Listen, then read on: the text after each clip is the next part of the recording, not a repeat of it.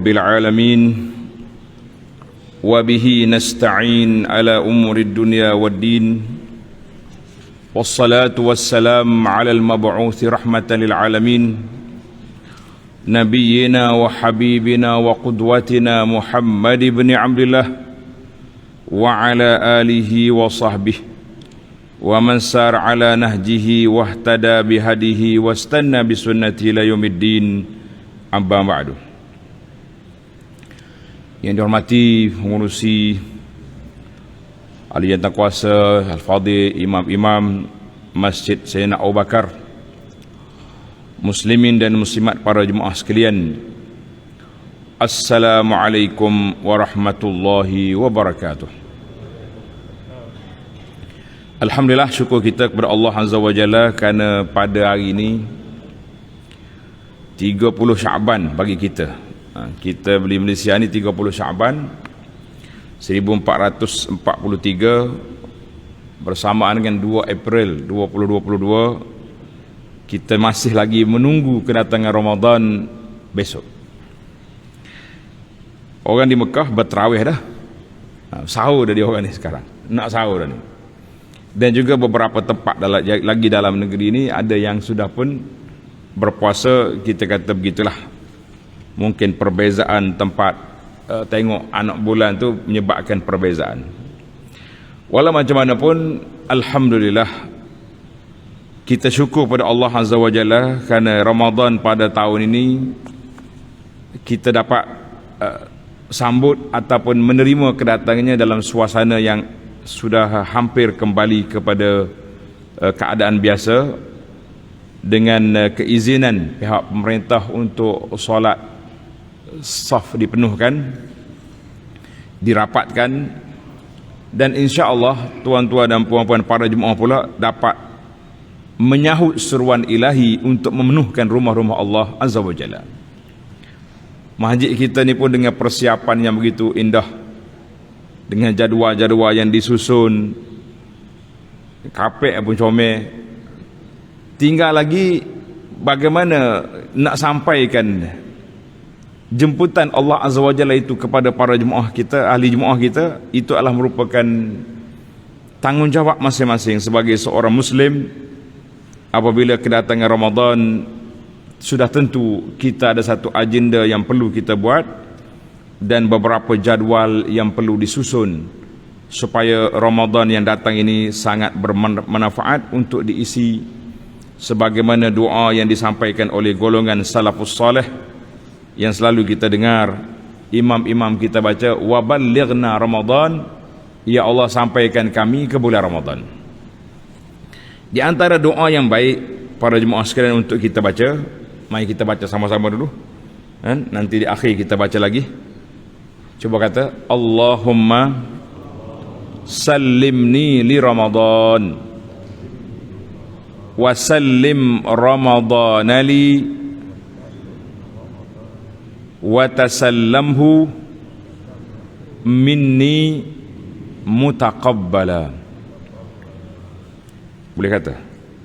Cuba ulang sekali lagi. Allahumma sallimni li Ramadan wa sallim Ramadana li wa tasallamhu minni mutaqabbala. Maksudnya, ya Allah sampaikan kami ke bulan Ramadan. InsyaAllah. Kita sudah kata orang kalau benda tu bau dah kita. Dekat sangat dah. Wasallim Ramadana li. Ini permohonan yang kedua, kita minta Allah Ta'ala anugerahkan kepada kita dapat melakukan ibadat sebaik mungkin pada bulan Ramadan kali ini. InsyaAllah. Kita tidak terkurung lagi. Kita kurung je diri kita, kurungnya nafsu kita daripada gangguan-gangguan yang mengacau kita. Mudah-mudahan kita dapat meneruskan ibadat ini dengan baik, dengan sempurna. Sudah pasti setiap orang yang beribadat, dia nak Allah Ta'ala kabulkan. Kalau kita ibadat Tuhan tak terima, apalah gunanya? Maka doa permintaan kita yang ketiga, wa tasallamhu minni mutaqabbala, ya Allah terimalah daripada kami segala amal kebajikan ibadat yang kami lakukan itu Amin ya rabbal alamin. Ini perbanyakkan doa ini walaupun dah masuk Ramadan, kita kena doa sebab dua permohonan lagi. Sampai dah. Tapi kalau boleh kita nak minta sampai juga ke hujung. Tak mau Ramadan sampai separuh jalan. Ini sampai ke hujung Ramadan dan kita dapat lagi bertemu dengan Ramadan yang lain-lain yang akan datang. Jadi kita minta, kemudian kemuncak daripada itu kita minta Allah kabulkan segala perkara ibadat yang kita lakukan. Baik para jemaah sekalian, kita berbincang tentang Ramadan, Al-Quran dan Qiyam Ramadan. Maknanya Ramadan dan Al-Quran, serta Al-Quran itu dikaitkan dengan waktu malam. Ini antara benda pelik. Kenapa Quran jadi malam? Kita malam lain pula agenda. Jadi sepatutnya malam itu dia panggil malam layali Al-Quran. Malam-malam kita bersama Quran, khususnya di bulan Ramadan. Bulan lain pun kena masuk, tapi Ramadan khususnya. Kerana Allah SWT berfirman, tengok dalam risalah tu ada awal ayat yang kita sebut, A'udzubillahi minasyaitanirrajim. Syahrul Ramadan alladzi unzila fihi al-Qur'an hudan lin-nasi wa bayyinatin minal huda wal furqan. Syahrul Ramadan, bulan Ramadan, bulan yang diturunkan pada permulaan turun Al-Quran bila? Pada bulan Ramadan, sebagai petunjuk dan bagi manusia dan penjelasan-penjelasan mengenai petunjuk itu dan pembeza di antara hak dan batil. Surah Al-Baqarah 185. Dalam ayat ini Allah nyatakan Syahrul Ramadan, bulan Ramadan. Bilakah yang dikatakan malam? Jawabnya malam itu iaitu pada surah Al-Qadar. Inna anzalnahu fi lailatul qadr. Kami turunkan dia pada malam Lailatul Qadar. Itu dia katakan Al-Quran kaitan dia dengan malam. Maka perbincangan kita Al-Miftahur Rabi', kunci kita nak memahami Al-Quran ni banyak. Di antara kuncinya, kunci kita nak faham Al-Quran, dia panggil tadabbur Al-Quran. Kita baca Quran ni para jemaah sekalian, ada baca ambil pahala, baca ya, walaupun kita tak faham kita baca, alhamdulillah. Tapi kalau baca dengan faham, maka itulah dia panggil matlamat yang besar. Maka bila kita nak faham Al-Quran, kita kena pergi kepada belajar tafsir. Setelah kita belajar tafsir, ada satu lagi ilmu dia panggil tadabbur Al-Quran. Tadabbur Quran makna kita nak memahami apa sentuhan Al-Quran kepada kita yang boleh kita jadikan garis panduan dalam hidup kita sepanjang hayat. Maka yang pertama sekali kunci kita nak memahami Al-Quran, iaitu yang pertama dia panggil hubbul Quran. Kena tanda sikit. Yang pertama kena cinta kepada Quran. Kalau tak cinta, kita tengok Quran pun tak nak buka, kan? Quran ada dalam handphone, tapi sekali sehari pun tak terbuka, duk buka benda lain. Kunci yang kedua, kita mesti mengingati tujuan kita baca Quran. Aku baca Quran untuk apa? Nak ambil ilmu, nak ambil kefahaman, nak beramal, nak dapat pahala, semua itu tujuan. Kemudian dia panggil yang ketiga, kunci yang ketiga, kita baca Quran biar kita ingat apa yang kita baca. Contohnya kita baca Al-Fatihah, kita dah ingat, tapi kita nak menghayati sama dengan Al-Fatihah itu. Setiap kali ayat yang kita baca, biar kita terasa kita bercakap dengan Allah Azza wa Jalla. Dengan bermula kita puji Allah, kemudian dia datang dengan permohonan kita kepada Allah, ihdinas siratal mustaqim. Sebelum daripada itu, aku janji kita dengan Allah, iyyaka na'budu wa iyyaka nasta'in. Itu dia panggil aku janji. Dalam kerja buat pejabat kita ada aku janji, kan? Maka di dalam kita baca Al-Quran, khususnya Al-Fatihah, ada aku janji kita dengan Allah Azza wa Jalla, iyyaka na'budu wa iyyaka nasta'in. Hanya kepadamu ya Allah kami sembah, hanya kepadamu ya Allah kami minta pertolongan. Jadi bila kita baca dengan keadaan yang demikian, kita dapat memahami Kita baca, kita ingat apa yang kita baca, bukan sekadar baca nak habiskan, lah. Kemudian mari kunci yang keempat, al-qiyamu bil Quran. Marilah kita baca Quran seeloknya. Dalam sekala boleh kita baca dalam solat. Mana kita hafal dan kita jadikan dia sebagai bacaan dalam solat kita. Menarik di antara surah yang dibaca oleh Al-Fadhil Tuan Imam, dia panggil surah Al-Qiyamah.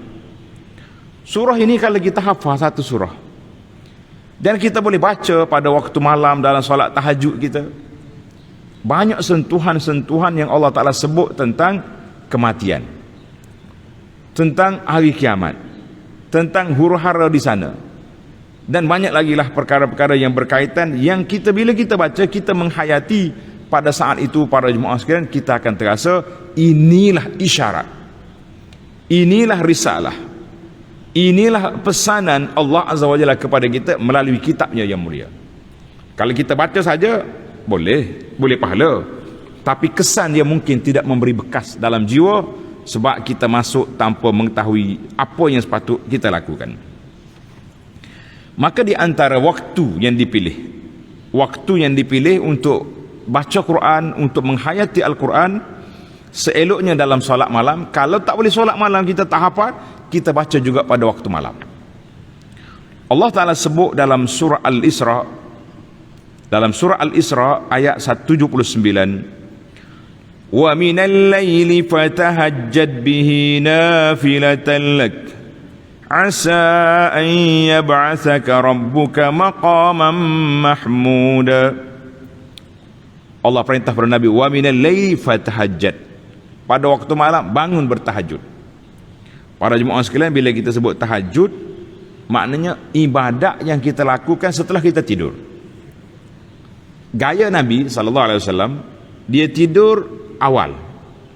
Selepas solat Isya, kalau tak ada urusan-urusan negara, urusan peperangan ke, tak ada orang mari jumpa Nabi SAW, maka baginda akan tidur. Dia tidur awal. Selepas tengah malam, dia bangun tahajud. Bila dia penat, akhir malam, tidur balik. Sehinggalah dia bangun dekat dengan subuh. Cuma kita bimbang ini, kalau bangun tengah, subuh tu pula takut terlepas. Jadi kita ambil, tengoklah masing-masing gaya lah. Orang-orang yang sudah berumur, lain pula dia punya cara tidur. Mungkin dia sudah lama tidur, dia boleh bangun, rehat sekejap, ibadat, kemudian rehat balik, bangun balik. Ramai dah orang tua-tua, bila kita tanya dia kata boleh je Ustaz. Boleh kita buat cara gaya Nabi, qiyamul layl Nabi sallallahu alaihi wasallam. Jadi ayat ini Allah Taala perintah Nabi, wa minal laili fatahajjad, bangun bertahajud pada waktu malam, nafilatan lak, sebagai satu orang panggil ibadat nafilah, bukan wajib.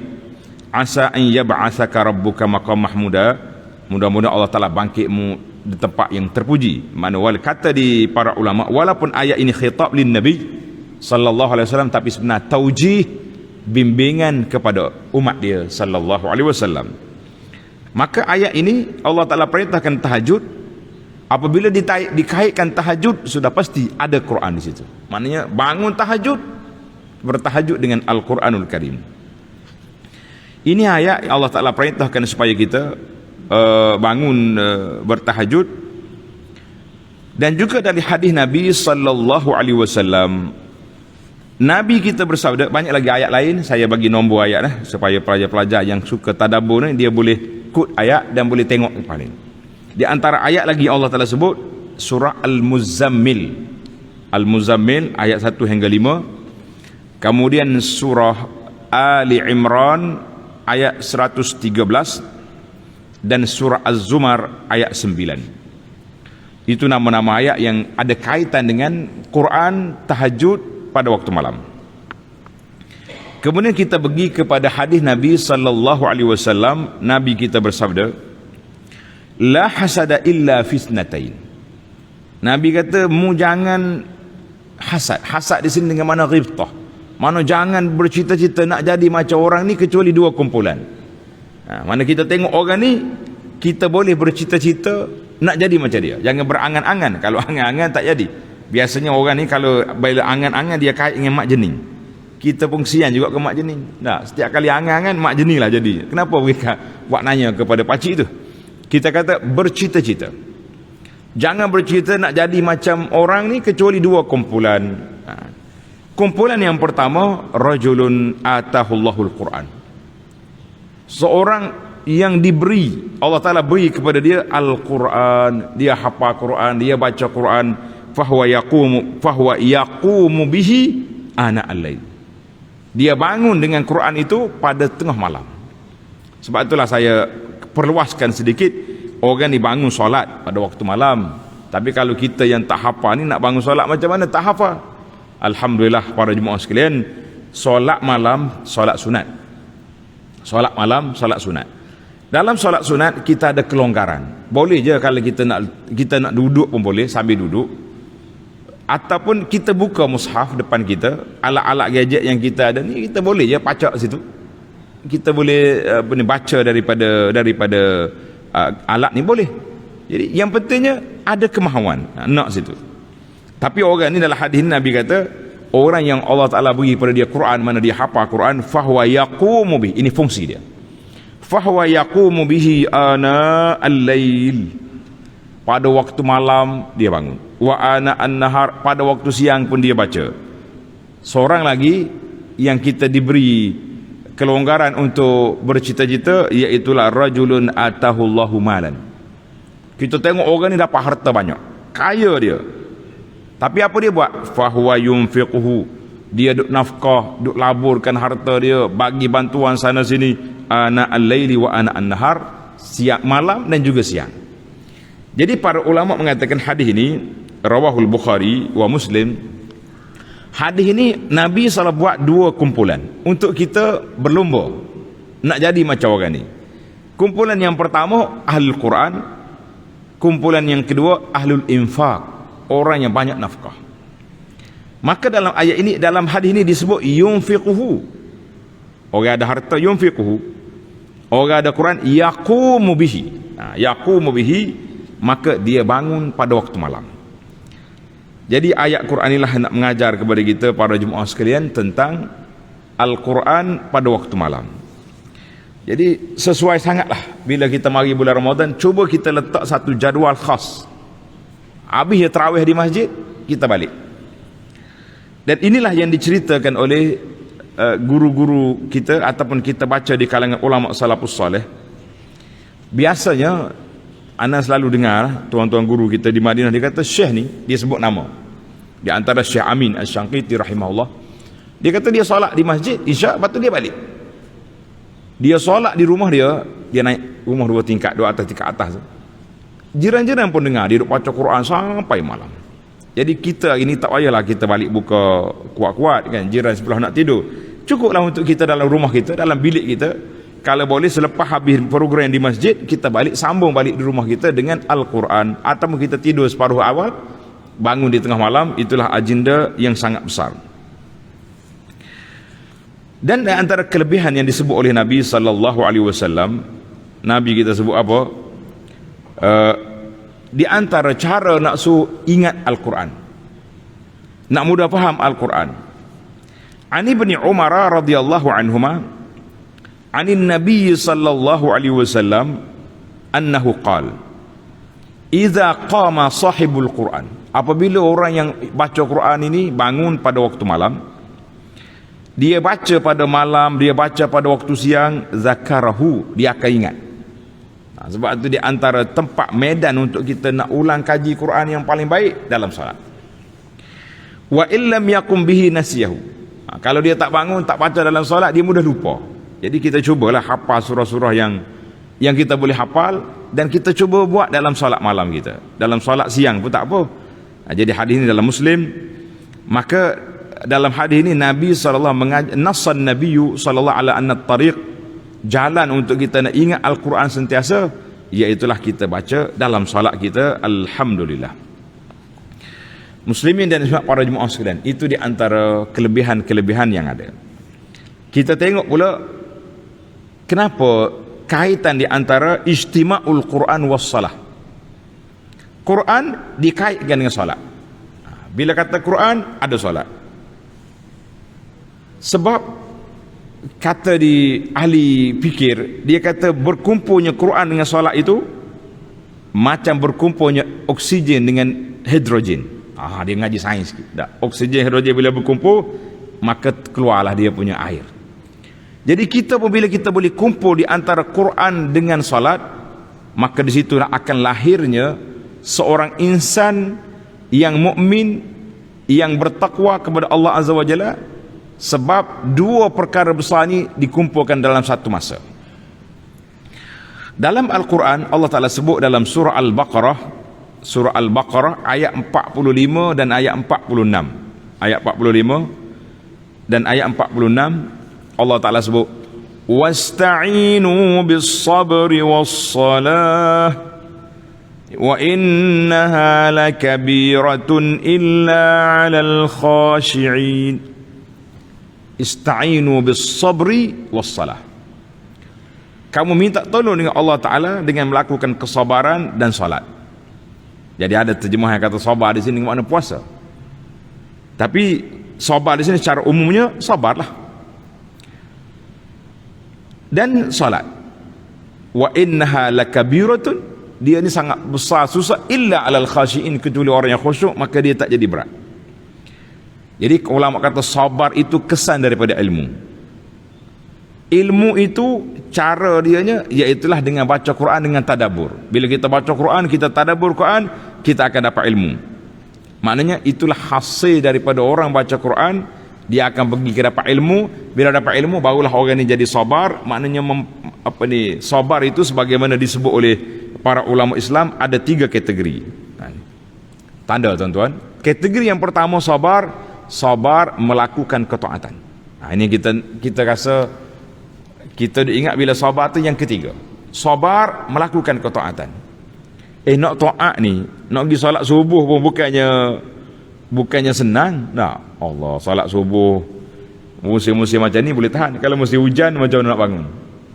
Solat kat rumah aku hari ni. Solat sabar. Yang kedua, sabar meninggalkan maksiat. Orang nak tinggal maksiat bukan senang. Sebab itulah bila orang ni sudah boleh bertaubat daripada dosa-dosa dia yang lalu, kita kata hani'an lakum, tahniahlah saudara-saudari, sebab Allah dah buka pintu untuk kembali ke jalannya. Mudah-mudahan kita mati di atas landasan ini. Jadi sabar meninggalkan maksiat. Yang ketiga, sabrun 'alal masaib, sabar menghadapi musibah. Ini biasa kalau kata sabar, kita nampak yang mana? Nampak musibah ya tak? Tapi kita kena ingat dua lagi sabar yang besar, iaitulah sabar melakukan ketaatan. Jadi dengan orang yang banyak solat, orang yang sentiasa bersolat, orang yang tadabbur Al-Quran, insya-Allah orang ini termasuk di kalangan orang yang sabar untuk melakukan ibadat sebanyak mungkin dan sekaligus meninggalkan maksiat. Kemudian dia juga seorang yang sabar untuk menghadapi sebarang ujian. Banyak lagi ayat lain yang berkait dengan surah Al-Baqarah 185 tajuk. Ya ayyuhallazina 153, maaf. Surah Al-Baqarah 153. Ya ayyuhallazina amanu ista'inu bis-sabri was-salah. Innallaha ma'as sabirin. Jadi ayat-ayat yang berkaitan dengan sabar, maka sabar itu mari daripada mana? Salat. Sabar itu mari daripada ilmu. Ilmu itu asalnya punca dia mari daripada Al-Quran. Karena itulah kata di para sahabat radhiyallahu anhu, wa kana an-nabiy sallallahu alaihi wasallam iza hazabahu amrun, apabila mari satu-satu perkara yang berat, Nabi gimana? Faza'a ila salat, dia terus pergi solat. Dengar ni para jemaah sekalian, Nabi sallallahu alaihi wasallam apabila dia mari, bila ada urusan besar, dia pergi solat. Kita kalau ada urusan besar, kau duduk main garu kepala tak? Zaman Facebook ni pula sempat lagi update. Stres, dia tulis patah ya, stres hari ni, kecewa.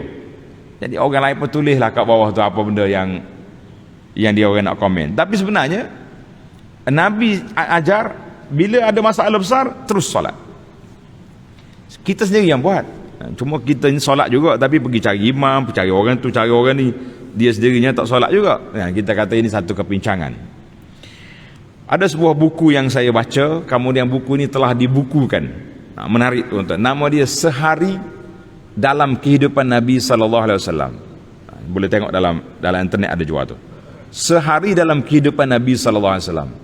Menarik. Daripada awal bangun pagi, kemudian di waktu subuh Nabi buat apa, selepas subuh dia berkumpul dengan sahabat, mari waktu duha, comel lah, dia panggil sangat-sangat cantik untuk kita nak tengok gaya hidup Nabi sallallahu alaihi wasallam. Maka baginda sallallahu iza hazabahu amrun faza'a ila salah, bila ada isu-isu yang besar yang berlaku, Nabi kita terus pergi solat. Panjang solat dia. Sebagaimana berlaku kes gerhana matahari pada zaman Nabi sallallahu alaihi wasallam, dia panggil kusuf. Bila berlaku gerhana, Nabi kita sallallahu alaihi wasallam keluar solat bersama dengan sahabat, panjang sekali. Mana rakaat dia, rakaat gerhana ni dua kali rokok. Satu rokok tu satu surah Baqarah dibaca di situ. Ini panjang. Allahu Akbar. Kemudian timbul lagi soalan, adakah beza di antara al-qiyam bil Quran wa qiyamul lail? Kita nak ambil perbezaan sedikit. Orang yang bangun baca Quran dengan orang qiyamul lail, berdiri pada waktu malam, apa beza? Jawab dianya, taklah beza sangat. Al-qiyam bil Quran, orang yang bangun baca Quran pada waktu malam tu ada dua kategori. Yang pertama, secara umumnya semua orang yang bangun beribadat pada waktu malam, dia solat ke, dia baca Quran ke, dia zikir ke, dia apa, itu dia panggil orang itu telah menunaikan hak Al-Quran. Sebab Al-Quran ni ajar kepada kita macam-macam dalam tu. Ada ibadat, ada muamalat, ada zikir, ada suruh berfikir, suruh ingat kepada akhirat. Maknanya setiap orang yang bangun beribadat termasuk juga berfikir, dan bagaimana besok dia nak merancang bahawa dia ni tak mau lagi maksiat, beramal dengan dia, maka itu dia panggil orang itu sudah bangun qiyamul lail, dan termasuk qiyam bil Quran.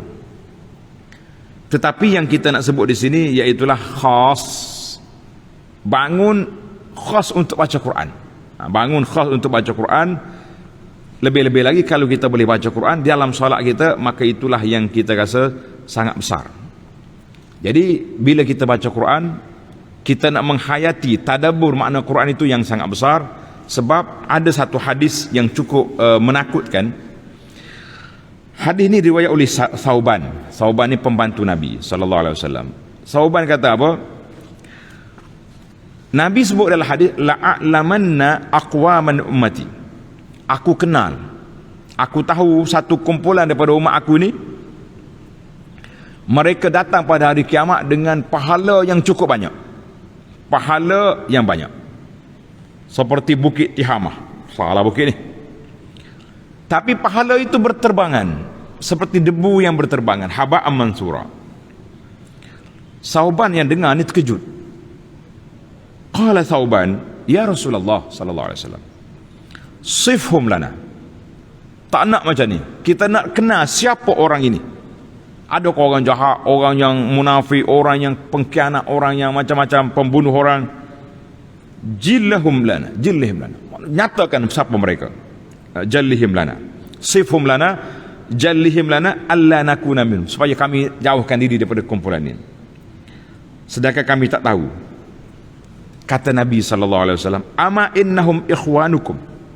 Mereka saudara kamu, satu kulit dengan kamu juga.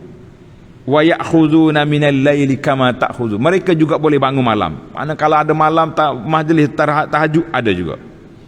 Tetapi walakinnahum aqwamun idza khalau bi maharibillah intahakuha.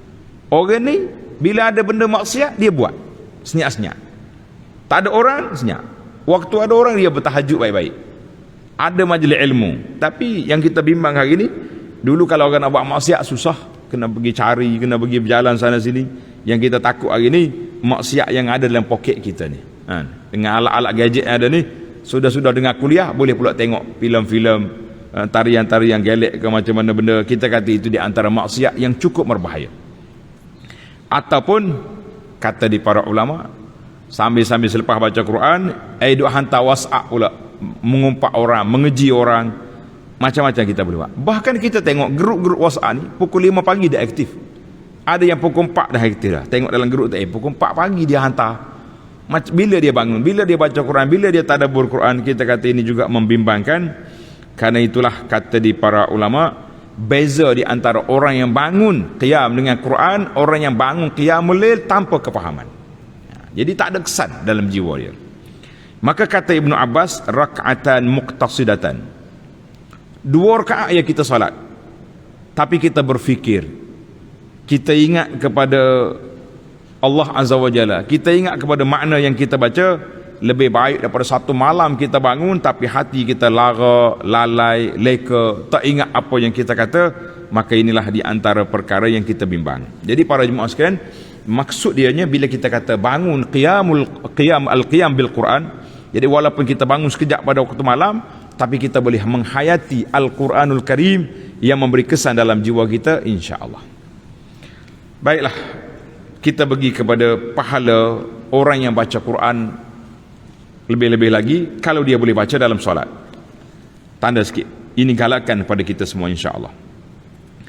Tadi ayat yang kita baca, wa minal laili fatahajjad bihi nafilatan laka, surah Al-Isra ayat 29. Kemudian sabda Nabi sallallahu alaihi wasallam, ini khas, hadis Nabi ini khas. An Abdullah bin Amr radhiyallahu anhuma, sabda Nabi sallallahu alaihi wasallam, man qama bi 10 ayat. Siapa dia boleh bangun baca 10 ayat ya. 10 ayat ni tak banyak. Surah Wad-Duha berapa ayat? Maknanya surah yang pendek pun tak apa, tapi nak 10 ayat. Ataupun kita contohnya kita hafalah surah Al-Mulk, baca 10 ayat. Lam yuktab minal ghafilin. Orang itu tidak lagi ditulis termasuk dalam kumpulan orang yang lara, orang yang lalai. 10 ayat. Wa man qama bi mi'ati ayah. Siapa dia boleh bangun baca 100 ayat. Kutiba minal qanitin, dia tertulis bersama dengan orang-orang yang banyak beribadat.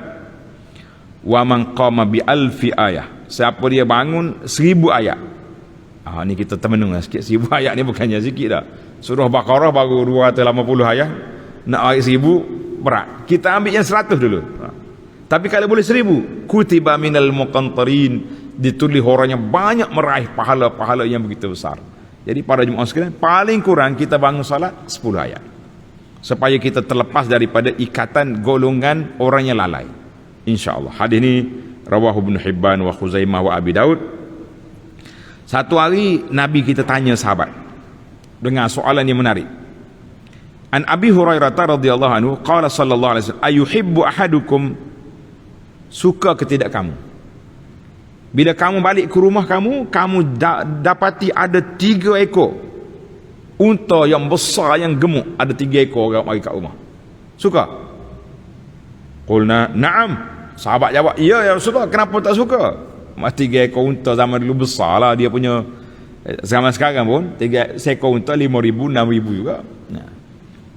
Qal, kata Nabi apa? Fasalasu ayatin yaqra'u bihinna ahadukum fi salatin. 3 ayat yang kamu baca dalam salat, khairul lahu min 3 khalifatin 'izamin siman, lebih baik daripada kamu memiliki 3 ekor unta ataupun 3 ekor lembu yang besar ini.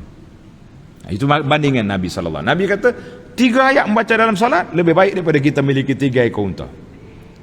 Macam mana kita agak-agak? Kalau kita boleh 10, lagi banyak, lagi besar. Sebab itulah bila kita tengok orang boleh baca Quran, orang boleh hafal Quran, orang boleh baca dalam solat dia, kita kata Masya Allah, Allah Ta'ala rezeki anugerahkan kepada dia yang cukup menarik, cukup besar. Hadis ini rawahu Muslim. Kita pindah kepada satu lagi isu, as-salatu dukhulun ala Allah. Solat yang kita, kenapa nak kaitkan Quran dengan solat? Sebab solat itu sendiri adalah hubungan di antara kita dengan Allah Azza wa Jalla. Bila kita takbir Allahu Akbar, tak boleh lagi kita berpaling kiri kanan, tak boleh. Nak panggil orang pun tak boleh. Nak makan minum pun sudah tidak boleh. Nama takbir yang pertama yang kita takbir itu, nama dia takbiratul ihram. Ingat balik. Nama apa takbir? Takbiratul ihram. Sebab apa takbir? Sebab apa haram? Bila kita Allahu Akbar, haramlah segala perkara lain yang halal belum padanya. Maknanya sekarang ni aku sudah connecting, sudah berhubung dengan Allah Azza wa Jalla terus, maka tak boleh kita bercakap dengan manusia lain kecuali bercakap dengan kalam Allah, kecuali dengan memuji Allah, kecuali kita memohon kepada Allah Azza wa Jalla. Maka apabila kita bercakap, bila kita salat, bermakna kita telah menghadap ke muka kita ni kepada Allah Azza wa Jalla. Kan doa yang iftitah yang kita baca tu, wajah tu wajhiyal ladzi fataras samawati wal ard. Kena ingat tuan-tuan, kita baca tu biar kita hayati wajah tu, wajhiyal ladzi fataras samawati wal ard. Aku hadap muka aku ni kepada Allah yang mencipta langit dengan bumi. Dia tak kata cipta ayam dengan itik kecil, kita nak ambil yang besar, yang mencipta langit dan bumi. Kemudian Nabi sebut dalam hadis yang diriwayatkan oleh Bukhari dari Anas, ayyuhan nas, Nabi kata, wahai para sahabat, para manusia semua, inna ahadakum idza kana bis salah, apabila kamu salat, melakukan salat, fa innahu munaji rabbahu, ketika itu kita bermunajat dengan Allah. Kita kena betul istilah.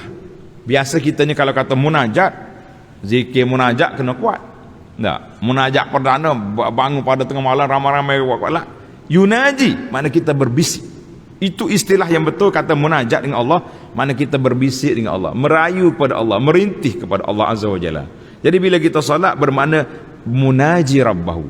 Orang tu telah berhadap dia kepada Allah Azza wa Jalla, maka jangan lagi kamu berpaling kiri kanan tangan. Kita berhadap kepada Allah. Hadis dalam Bukhari, analogi mudah untuk kita buat para jemaah sekalian. Kalau kita berhadap dengan orang besar, kita pergi dalam majlis orang besar, tiba-tiba kita duduk paling sana, tengok sini, agak-agak protokol, mari tegur ke tidak? Orang besar kat depan, awak duduk cuik sana cuik sini, apa benda? Maka bila kita begitu kita solat je, kita laksanakan apa yang kita janji. Wajah tu wajhi lillazi fataras samawati wal ard. Dan dalam hadis lain Nabi SAW larang daripada idza kana ahadukum fi shalah fala yabzuqanna amamahu. Kalau kita dalam solat jangan meludah ke depan. Zaman orang solat zaman Nabi dulu senanglah dia solat, bukan ada kapek, solat atas pasir bolehlah ludah. Maka Nabi suruh ludah mana? Ludah bawah kaki kita atau kiri, tapi jangan ludah di atas, ke depan. Fa innahu mustaqbilu rabbahu, karena dia sedang berhadap dengan Allah Azza wa Jalla. Hadis dalam Muslim. Maka para jemaah sekalian, itulah yang dikatakan bila kita solat, bermakna kita berhadap dengan Allah. Bila kita baca Al-Quran, kita baca kalamullah. Kata di para ahli fikir, para ulama kita kata, siapa nak bercakap dengan Allah, dia solat. Siapa nak dengar Allah bercakap dengan dia, baca Quran. Itu kalamullah. Baru kita terasa Allah khitab pada kita, Allah khitab pada kita, kan?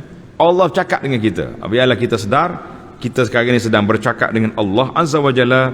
Maka kerana itu kaitan di antara solat dengan Al-Quran itu besar. Yang terakhir sekali, iaitulah maqasidus solat. Kenapa kita solat? Biasa kita jangan tanya kenapa tak solat. Nah, soalan saya, limaza nusalli, kenapa kita solat? Mesti kalau kita tanya, mesti orang jawab jawapan berbeza-beza. Kenapa solat? Sebab Allah suruh, betul? Kenapa solat? Sebab rukuk Islam. Kenapa solat? Sebab takut haram, takut berdosa. Betul semua jawapan itu. Cuma kita nak tanya tambah satu lagi, nilai tambah. Tujuan kita solat itu semata-mata nak menyatakan pengabdian diri kepada Allah Azza wa Jalla. Betul dia rukuk Islam, betul orang tak solat berdosa, tapi yang kita nak nyatakan objektif, matlamat yang besar solat, iaitulah menyatakan kita ni sebagai hamba Allah Ta'ala yang beriman. Daripada Aisyah radhiyallahu anha qalat, kana Rasulullah sallallahu alaihi wasallam iza shalla, Nabi kita bila dia solat, dia berdiri, qama hatta tafattara rijlahu, bengkak kaki dia. Bukan kerana gaut ni, tak tengok kita bengkak juga kena gaut, tak gaut. Tapi Nabi bengkak kaki dia semata-mata kerana dia bangun berdiri. Qalat Aisyah, dengar tuan-tuan, Aisyah ni isteri yang sangat menyayangi Nabi sallallahu alaihi wasallam, bertanya, ya Rasulullah, atasna'u hadza wa qad ghufira laka ma taqaddama min dzambika wa ma ta'akhkhar. Kenapa Rasulullah buat macam ni sampai bengkak kaki, sedangkan Rasulullah sudah tidak berdosa, dia panggil maksum, terpelihara daripada dosa, diampunkan dosa yang awal, yang akhir tak ada dosa. Untuk apa buat? Jawab Nabi sallallahu alaihi wasallam, ya Aisyah tu, afala akunu abdan syakura. Wahai Aisyah, tak patut ke, tidak sepaya, tidak layak ke, tidak sesuai ke aku menjadi seorang hamba yang bersyukur? Jadi para jemaah sekalian, itulah tujuan hadis dalam Bukhari dan Muslim. Apabila kita nak nyatakan kesyukuran kita kepada Allah, kita banyak salat. Salat itu tanda syukur. Salat itu tanda seorang yang beriman. Dan kita boleh senaraikan 10 tanda daripada orang salat. Tanda orang bersyukur, tanda orang beriman, tanda orang taat, tanda orang ikut sunnah Nabi SAW, tanda orang yang cinta kepada Allah. Macam tuan-tuan sambunglah senarai biar cukup 10. Maka orang yang solat, apabila cukup dia punya syarat-syarat dia, SOP dia cukup, yang fardu dijaga, kemudian yang solat sunat pula dijaga, semata-mata kerana mengharapkan rahmat Allah Azza wa Jalla, maka itulah yang dikatakan orang yang bersyukur pada Allah Azza wa Jalla.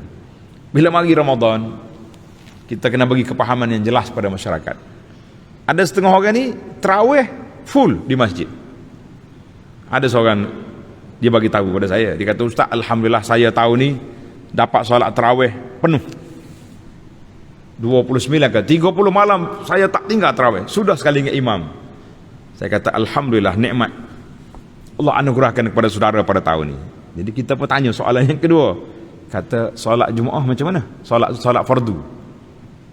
Dia kata subuh ya pergi masjid dengan isya, yang lain rumah.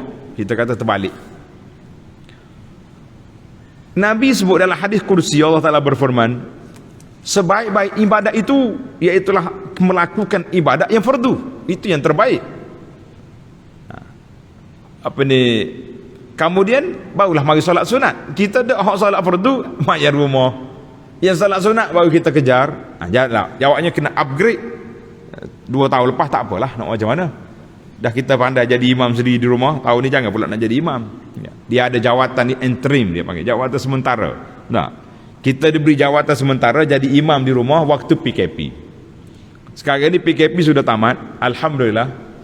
1 hari bulan April penjarakan juga sudah tamat. Kenapa masih lagi berkerah nak jadi imam di rumah? Jadi mari ke masjid. Timbul satu soalan, menarik juga soalan ni. Dia kata, Ustaz, saya ni dah biasa dah, new normal, solat dengan keluarga, family di rumah. Jadi kalau saya pergi masjid, isteri solat seorang, dengan anak-anak kecil tak sempat. Jadi saya rasa kesian dengan dia orang. Macam mana kita nak menyelesaikan masalah ini? Jawabnya mudah. Iaitulah kita datang solat di masjid bersama dengan imam, meriahkan masjid kita. Lepas solat kita balik ke rumah, isteri dengan anak-anak tunggu di atas tikar, di atas jadah solat. Kita jadi imam kepada mereka, boleh. Macam mana pula boleh ulang solat 2 kali? Jawabnya banyak peristiwa yang terjadi zaman Nabi SAW. Pernah satu hari waktu solat subuh di Mina, dalam buku sejarah Mekah tu ada saya tulis soalan di Mina. Nabi kita tengok ada 2 orang tak solat di belakang. Sudah solat dan bagi, mari sini, kenapa kamu tak solat bersama kami? Dikata sallaina fi rihalina, kami dah solat Rasulullah di kemah kami. Jadi kami mari sini tak solat, duduk belakang. Nabi kata la taf'al, jangan buat macam ni. Kalau kamu solat dah pun, bila jumpa jemaah kamu kena solat balik. Walaupun yang pertama tadi rukun, yang kedua tu sunat, tapi itulah yang afdal. Satu hari sahabat masuk dalam masjid, orang dah sudah solat, siap dah solat. Nabi tanya, siapa nak sedekah dengan kawan ni? Man yatasaddaqa ala hadha? Siapa nak sedekah? Maknanya bangun solat, pergi solat dengan dia, berjadi makmum dia. Kalau dia tak pandai, mau jadi imam kepada dia, maka untuk dapatkan dia pahala berjamaah. Jadi kita boleh selesaikan masalah. Sama juga kita mari meriahkan masjid, imaratul masjid. Kemudian kita balik juga imarahkan rumah kita dengan solat berjamaah dengan family, dengan anak-anak. Kita kata itu tidak ada larangan. Alhamdulillah. Jadi para jemaah sekalian, kita fahamlah hari ini di antara Al-Quran, Al-Qiyamu bil Quran, maksud berdiri di Quran yang pertama sekali kita mana orang yang hafal Quran, seeloknya dia bangun baca dalam salat. Baik, saya tak hafal Quran Ustaz, tapi saya hafal beberapa surah, baca dalam salat. Saya tak boleh nak baca hafal pun tidak, kita bangun salat, kita buka Quran tengok, boleh. Yang keempat, kita baca Quran, kita menghayati isi Quran, kita tadabbur Quran walaupun tanpa salat, kita kata juga termasuk dalam qiyam al-lail bil Quran, insya-Allah. Jadi para jemaah sekalian, kemudian kaitan Quran dengan Ramadan itu besar, kaitan Ramadan dengan Al-Quran, dengan malam, semuanya berkait. Mudah-mudahan Ramadan yang datang pada kita pada tahun ini bermanfaat, insya-Allah. Dengan motivasi yang sedikit ini ada manfaatnya kepada kita semua, insya-Allah. Baiklah para jemaah sekalian, risalah yang diberi ini boleh baca sendirilah, bahasa Malaysia. Ada beberapa motivasi yang kita nak sampaikan ataupun senarai pendek. Sekurang-kurangnya inilah di antara garis panduan yang kita nak buat sepanjang Ramadan pada tahun ini dan Ramadan pada tahun-tahun yang akan datang, insya-Allah. Jadi wasallallahu ala nabiyyina Muhammad wa ala alihi washabihi ajma'in walhamdulillahi rabbil alamin. InsyaAllah jam 9.30 pagi ni kita ada satu lagi program di Masjid Negara, Masjid Negara, iaitulah program Ihya Ramadan, pelancaran Ihya Ramadan, dan juga ceramah khas tentang Ramadan, puasa dan beberapa hukum yang berkaitan. InsyaAllah saya akan berada di sana jam 9.30 pagi ini, insya-Allah. Sekian, assalamualaikum warahmatullahi wabarakatuh.